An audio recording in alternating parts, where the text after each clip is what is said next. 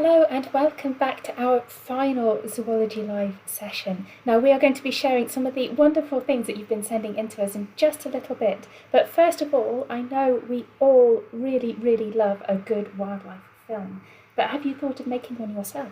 Well, Ellie Bladen has put together some top tips for us, and after this little film she'll be joining us live, so do let us know any questions you've got about wildlife filmmaking for Ellie in the comments.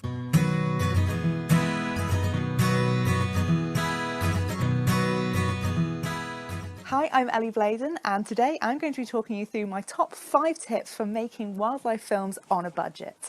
Making wildlife films is a really fun and constructive way to engage with the nature around you, whether that's right here in your garden, in a local park, or in an urban centre.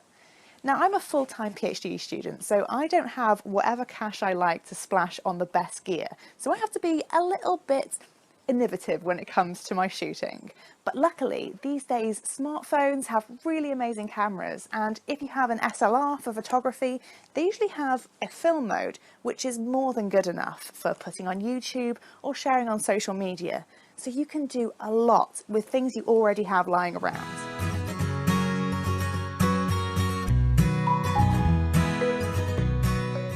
First of all, we need to think of an idea for our film. Maybe you've got loads of them already, but once you've decided what to focus on, you need to learn as much about it as possible. Let's say that I want to make a film about starlings in suburban environments. Well, the first thing I have to do is learn all about starlings in this type of environment. Firstly, it means that you'll be better able to decide what the story behind your film is, because you'll find out what's really interesting about them. Secondly, knowing more about your focal species will tell you what kinds of clips you want to get. In your film, you won't only want to show the animal itself, but its habitat too. So by knowing what the animals eat and where they live, you'll know what other shots you need to get to create a nice rounded story. Thirdly, it'll give you an idea of how best to film your species. So practical things like where to find it and what the best time of day to film it is.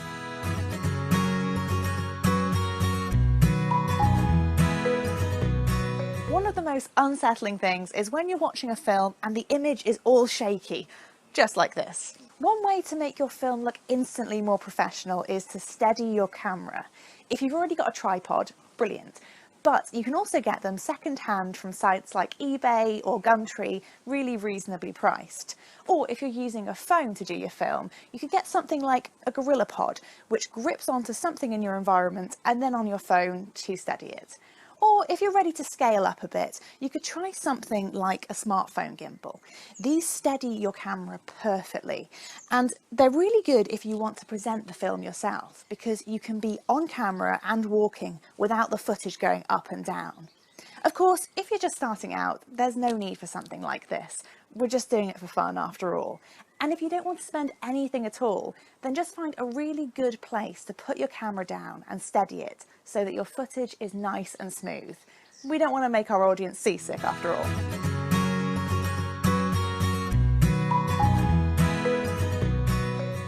Obviously, wildlife films need great visuals, but great sound can also add a huge amount of atmosphere.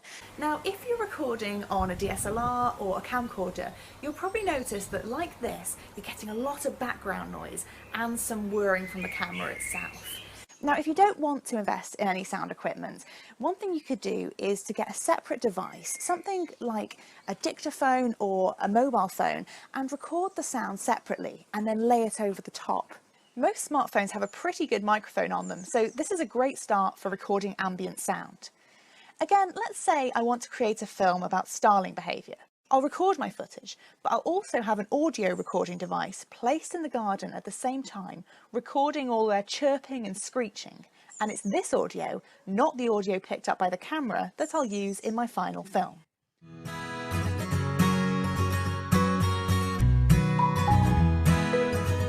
We want to make our film interesting to watch, not just in terms of the story, but also from a visual perspective.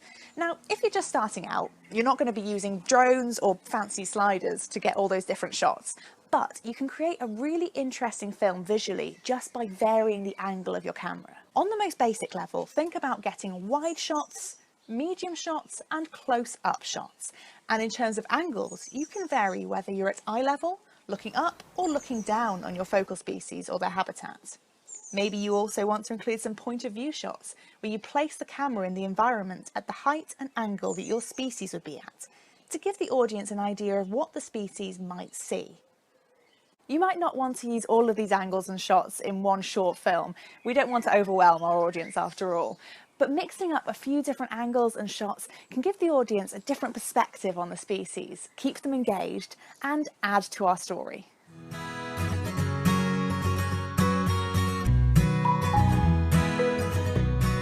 So you've got all your footage, and it's now time to make it into a film. This is where the editing magic happens, and you turn all those bits of footage into a story. You don't need to jump straight into buying expensive paid-for software. There are some really good free ones out there to start you off. If you have an Apple Mac, you can start off with iMovie. It's simple and perfect for starting out with editing. I still do some of my very quick edits in iMovie. If you don't have a Mac, or you fancy something with more functionality, you can try the free software DaVinci Resolve. I will say that when I first started editing, I did find DaVinci quite overwhelming. It's just got so much functionality and so many options. But there are loads of good YouTube videos out there to help you navigate it, so it'll be second nature in no time. Anyway, those are my top 5 tips for making wildlife films on a budget. Of course, there's so much more that you could learn, but these will put you far on your way to making wildlife films that you can share with your friends and family, and maybe even enter into an amateur filmmaking competition. Now it's just time for you to get out there and see what you can capture in your local patch.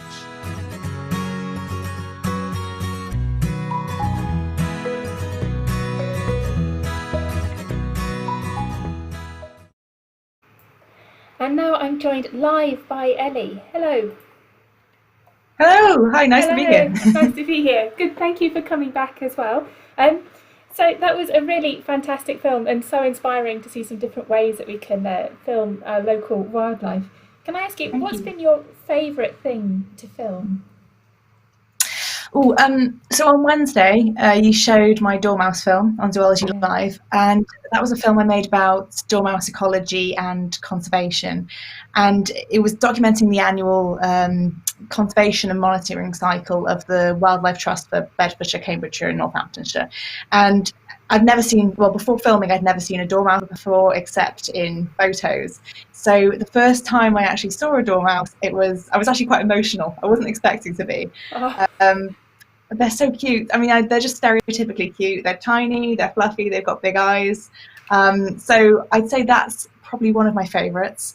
Another one that I just really like filming invertebrates, so like mini beasts out, you know, when I'm going for a walk or in the garden. Things like bumblebees are really fun to film. And actually, if you've got just a bit of patience, they're really easy to film as well. So I'd say, yeah, things like bumblebees are great as well. Yeah, it's good to, I think, to really appreciate some of the stuff that you just see every day, and looking at it on a film, it just, I really like doing that as well. It's great. Definitely. What kind of stories really inspire you? I mean, that Hazel Dormouse video is just lovely. Is it that kind of story that you really like to film? Yeah, so I think in terms of things I like to film, definitely I like things which involve a human aspect as well. So I guess it depends what you think of as kind of what you mean by inspiring. So in terms of the way that, like, things that inspire me to the way I live my life. So there was a really powerful scene in Our Planet, which was, you know, one of the David Attenborough documentaries. And I thought it was a really good example of how you can show the realities of the natural world and inspire people to live their lives by that. So in this walrus scene, we saw how all these walruses were falling off a cliff because climate change meant that the sea ice was melting and they were all being crowded into this small beach, basically. And I think things like that, obviously they're very negative, but they inspire me in the way that I live my life. So, you know, in sort of flying less, eating meat less, whatever, you know, that means for an individual. And also, you know, things like, you know, writing to your MP, signing petitions, you know, things that make you think more about the way you live your life. On a more positive note, also in nature documentaries, there are some really great examples of, you know, going back to people power. So there was a clip from I think it was Planet Earth 2, where they were showing these hawksbill turtles, which were, so they get guided by the moonlight, but when there's a lot of tourist activity, they go the wrong way and they start heading towards the road and get killed on roads and stuck down drains, and it's awful. But the documentary also showed the amazing work of a local organisation, which was the Barbados Sea Turtle Project, and they were doing this amazing work to conserve the turtles through kind of monitoring, education, and working with the government and tourist organisations. And I just find that really inspiring, seeing how a group of people can make such a difference. Yeah, fantastic. So we've had a couple of audience questions come in for you. So Ethan is asking, we have hedgehogs in our garden, but we are struggling to get photos. Any advice in low light? Thanks. So I'd say the thing is, if you suddenly, and I think this is what he's acknowledging here, if you suddenly put the lights on, they're going to get scared, they're going to move away. So one thing that some people do if they're filming badgers is they have a light which can gradually go on. So again, I'm not really sure about technically how to rig that up, but it's basically something that doesn't scare the nocturnal animals. If you don't want to do anything like that, I'd say it's a case of probably trying to have a relatively low light outside. So maybe like a security light, which is not super bright. If you're interested in getting equipment to help you with it, there are lots of ways you can do it. So it kind of depends on your budget. So I have a camcorder, which is very good in low light. So it's just it's this one here, which is just it's a Panasonic HD camera. So some cameras that you get, I'd say if you're looking to invest in a camera, just really look at something which is good in low light.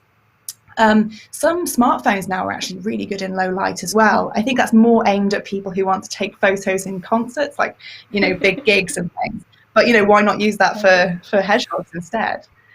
So I'd say yeah, it depends. It depends how much you want to splash out, I suppose. And then obviously, when people are making big documentaries and they want to do low light, then there are loads of very expensive options. But I don't think it's worth going into those now. I just think you're so lucky to have hedgehogs in your garden. I think they're great things to have in your garden. Yeah. Oh, that's amazing. Definitely encourage that. So Arthur, age 5, is asking if you've ever filmed something dangerous that may eat or sting you. Ooh, nothing dangerous. So I'd say, I've been in places where there are things that I guess are potentially dangerous. I've been to countries where there are tarantulas, for example, and I think the advice there is just don't mess with the wildlife. Always keep a good distance. In terms of things which I filmed in the UK, there is stuff that could sting me. Obviously, bumblebees could sting me. I'm not personally allergic to them, but for some people that could be dangerous. But I just say, just don't bother the wildlife and you'll be fine. Yeah. Another question. I'd like to know how you get the light right for small animals. Photographing dark insects is really tough. Have you got any advice on lighting for sort of mini beasts? It is tough. Yeah, so I'd say that obviously the easiest and the cheapest thing is to just keep looking around for different insects in different environments. So like I was talking about bumblebees, for example, you're going to find those in a lot of places. So your best tip is to just try and move around the environment and try and find a flower or whatever it is that's in better light.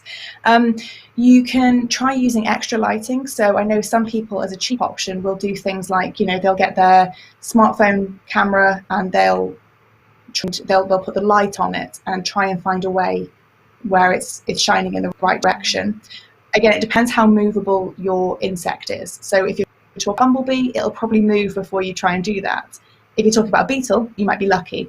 And that kind of lighting can be too bright. So people use some tricks like putting a piece of thin white paper in front of it as a diffuser. Again, this is all kind of like budget advice. If you want to scale up and buy something, you can buy lights fairly cheaply on eBay, sort of movable LED lights. So I guess if you were wanting to go into it more, then things like that are probably your best bet. Okay. Got another question from Jack, aged 11. He's asking, have you ever used Google Photos for editing? If you have, do you put separate sound on top of it? This is quite a So technical I question. don't. Yeah, no, that's fine. So I don't use Google Photos. If I'm editing, so generally I do my editing in iMovie or in DaVinci. So there is, I should say as well, there is a paid-for version of DaVinci. I use the free version, and people use things like Premiere Pro. So those are my top 3 tips. In terms of putting music over the top, so I generally won't use the sound that comes from my camera. So if I'm speaking, it's like I was saying on the video, I generally use a lapel mic, which you can get relatively cheaply. Or I will film things on a separate device if I want to get sort of ambient noise, noise of like birds in the background. But if I want to put music on, so this is really easy to do in iMovie and in DaVinci, and I'm sure so Google's not something I use, but I'm sure it's also quite simple. If you find a YouTube video, it tells you how to do it.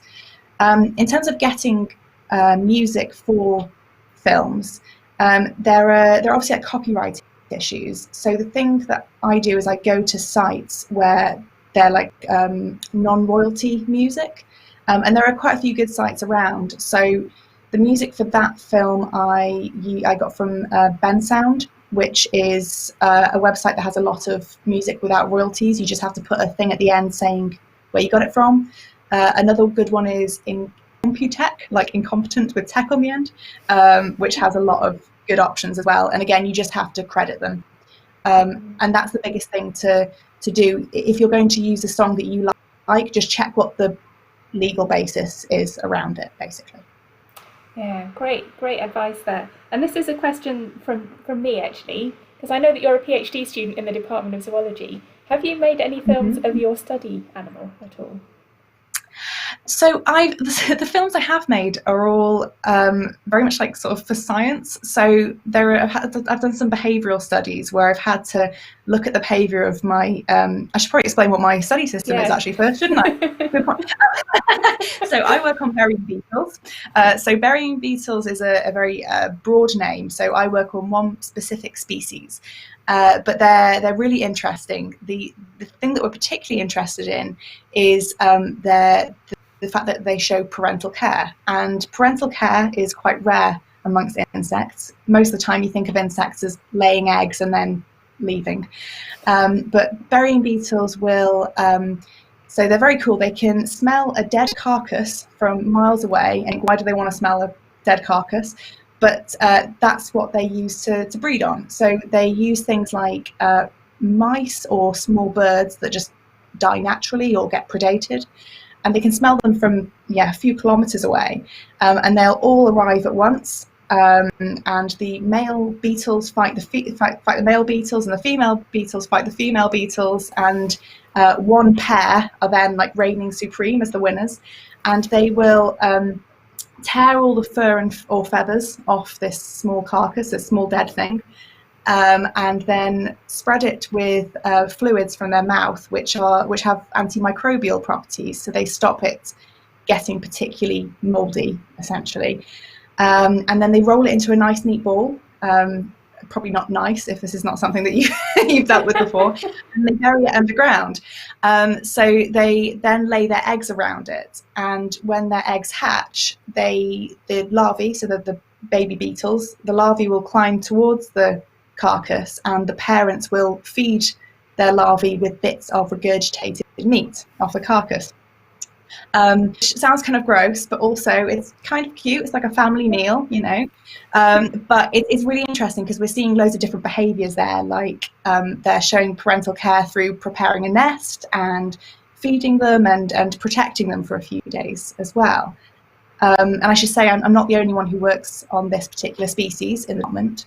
So Professor Rebecca Kilner, who is also the Zoology Museum director, everyone in her research group. Oh, you've just frozen there, I'm afraid, Ellie. That's cut out. Can you still see me? You're back now, that's fine. You just froze for a second. Yeah. So we all work on this one species, but ask different questions about evolution, a lot of us work on sort of parental care things, but it's quite varied. So going back to it, I've generally, when I'm doing behavioural studies, I do sometimes do films just so I can go back and look at their behaviour. And those are not the kind of films that anyone would want to watch. They're very boring. They're just a camera put above the beetles, and I'll just then go through the footage. The tricky thing about filming beetles and their natural behaviour is that, like I said, they go underground. So it's not something that's very easy to do on a budget particularly.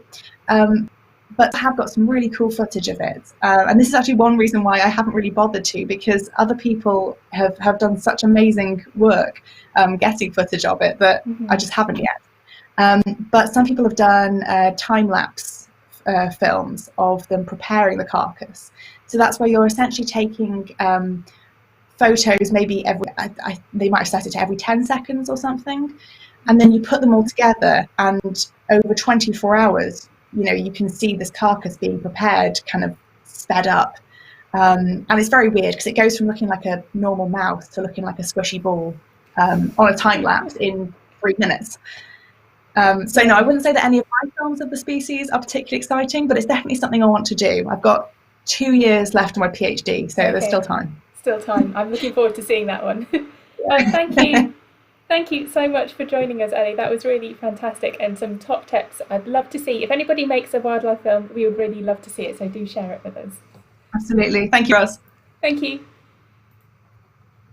Okay, so this week we have been setting you a series of challenges, and we've had some absolutely brilliant entries. So now I'm going to go over to Sarah, and she's going to show us some of the entries that we've got. Hello. Yes, so we have had some fantastic entries this week. So we're just going to show you a few of them here. So we've had a butterfly by Lucy, a spider by Carl. They're using natural materials that they found in their gardens. Simon the snail by Carl as well is a snail made up of shells that have been discarded by birds. Got an ant by Noah, age 6. Dragonfly by Joseph. Now, I really like how you guys have taken pictures of your animals in their natural settings. So this bee by Timothy is also posed in a bush, as well as this butterfly by Jack. And also have really, really enjoyed the use of different materials here. So using egg cartons for eyes or legs, really, really smart there. We've also had quite a lot of illustrations put into our, or using the hashtag Zoology Live, and we've just got a few of them here by some of our followers. And also Rachel has been doing some fantastic illustrations on social media, so do check her out on Instagram. And now to our Lego challenge. So again, Nathan has submitted some there, as well as a butterfly by Zach. That's a very colourful butterfly, that one. Got a less colourful butterfly here, but maybe it's trying to camouflage into the surroundings. A bee by Julietta. That's incredibly adorable, that bee. This ant is one of my favourites. Look at those mandibles. And also, again, using a natural setting in the background. Bird there by Joseph. As bee, one of my absolute favourites by Arthur here, with the 4 wings, as well as a proboscis and a sting. This ant by Timothy, absolutely excellent. Oh, and we've frozen a little bit. There we go. And another ant by Noah. Ants seem to be quite popular. We've had 4 submissions by Zoe, age 7, including a bird sat on an egg and a pond complete with tadpoles. So there is still time for you to get your submissions in. So please do use the hashtag Zoology Live for that. We've also had top 10 submitted to our iRecord, and these have been chosen by Matt Hayes. So he did the iRecord how to. We've had quite a few small mini beasts submitted. So some are chafer beetles. They're everywhere at the moment if you're ever walking near a river.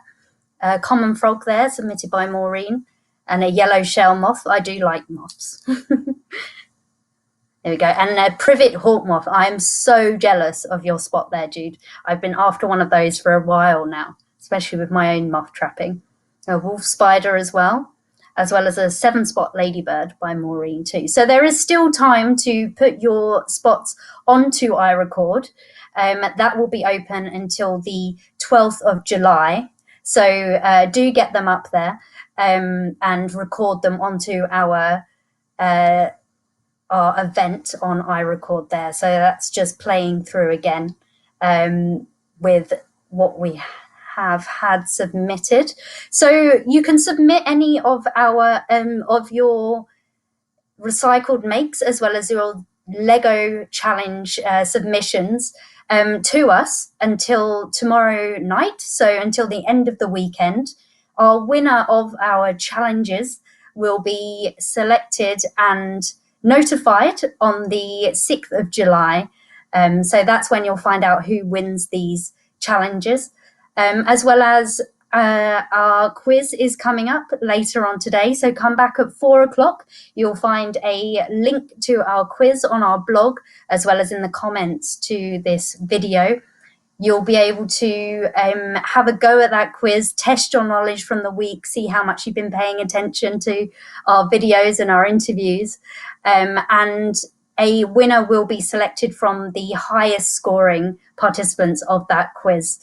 So do get those submissions in before 5 o'clock today for the quiz, but you've got until the end of the weekend for the nature recycled make and Lego challenges.